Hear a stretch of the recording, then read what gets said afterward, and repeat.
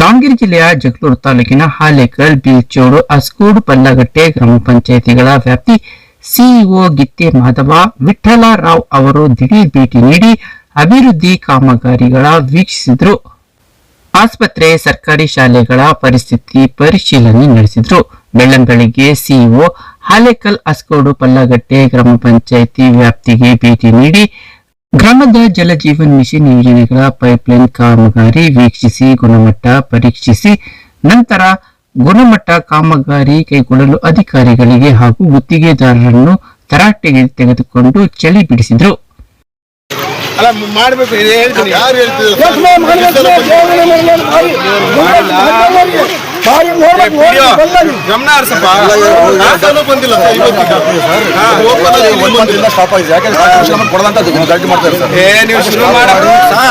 ಅಲ್ಲ ಸರ್, ಇಲ್ಲಿ ಇವ್ರು ಸಿಗದೆ ವಾರಕ್ಕೊಂದ್ಸರಿ 15 ದಿನಕ್ಕೆ ಒಂದೇ ಸಲ ಇಲ್ಲಿ ಆಫೀಸ್ನೇ ಕುತ್ಕೊಳ್ಳೋದು.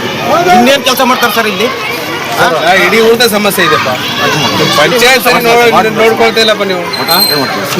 ಬಿಲ್ಚೋಡು ಗ್ರಾಮದಲ್ಲಿ ಕಾಲೋನಿಗಳಿಗೆ ಭೇಟಿ ನೀಡಿ ಚರಂಡಿ ವ್ಯವಸ್ಥೆ ಪರಿಶೀಲನೆ ನಡೆಸಿ ಸಾರ್ವಜನಿಕರಿಂದ ಸಮಸ್ಯೆ ಆಲಿಸಿದ್ರು. ನಾನು ಇನ್ಮುಂದೆ ಗ್ರಾಮಕ್ಕೆ ಭೇಟಿ ನೀಡುವ ವೇಳೆ 15ನೇ ಹಣಕಾಸು ಯೋಜನೆಯಡಿ ಸಮರ್ಪಕ ಚರಂಡಿ ನಿರ್ಮಿಸುವಂತೆ ಪಿಡಿಒಗೆ ಸೂಚಿಸಿದ್ರು. ಇನ್ನು ಶಾಲಾ ಕಾಂಪೌಂಡ್ನಲ್ಲೇ ನಿರ್ಮಾಣವಾಗುತ್ತಿರುವ 19 ಲಕ್ಷ ರೂಪಾಯಿ ವೆಚ್ಚದ ಗ್ರಂಥಾಲಯ ಕಾಮಗಾರಿ ವೀಕ್ಷಿಸಿದ್ರು.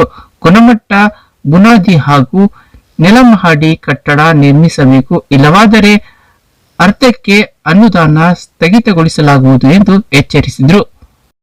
ಇನ್ನು ಸರ್ಕಾರಿ ಆಸ್ಪತ್ರೆಗೆ ಭೇಟಿ ನೀಡಿ ಪರಿಶೀಲಿಸಿ ಪ್ರತಿನಿತ್ಯ ನೂರಾರು ಸಂಖ್ಯೆಯ ಬಡ ರೋಗಿಗಳು ಆಗಮಿಸುತ್ತಿದ್ದು ಸಮರ್ಪಕ ಚಿಕಿತ್ಸೆ ಕೊಡಿ ಎಂದ ಅವರು 24x7 ಆಸ್ಪತ್ರೆಯಲ್ಲಿ ವೈದ್ಯರು ಯಾಕೆ ಎಂದು ಗೈರಾಗಿದ್ದಾರೆ.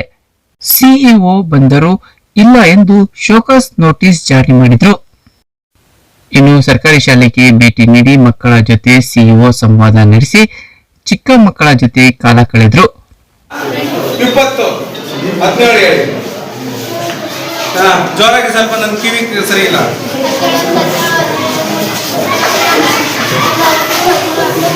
ನೋಡಪ್ಪ, ಒಳ್ಳೆದು ಬಹಳ. ಹೌದಾ? ಈ ಸಂದರ್ಭದಲ್ಲಿ ತಾಲೂಕು ಪಂಚಾಯಿತಿ ಇಒ ಕೆಂಚಪ್ಪ, ಕುಡಿಯುವ ನೀರು ಮತ್ತು ನೈರ್ಮಲ್ಯ ಇಲಾಖೆಯ ಮುಖ್ಯ ಇಂಜಿನಿಯರ್ ಸೋಮ್ಲಾ ನಾಯಕ್, ಎಡಬಲಿ ಸಾದಿಕುಲ್ಲಾ, ಪಿಡಿಒ ನಂದಿಲಿಂಗೇಶ್ವರ, ಲೋಹಿತ್ ಕುಮಾರ್, ರಾಘವೇಂದ್ರ, ಗ್ರಾಮ ಪಂಚಾಯಿತಿ ಸದಸ್ಯರಾದ ಆಜಮುಲ್ಲಾ, ಗ್ರಾಮಸ್ಥರಾದ ನವೀನ್, ರಂಗಸ್ವಾಮಿ, ವಕೀಲ ರಾಜು ಸೇರಿದಂತೆ ಮತ್ತಿತರರಿದ್ದರು.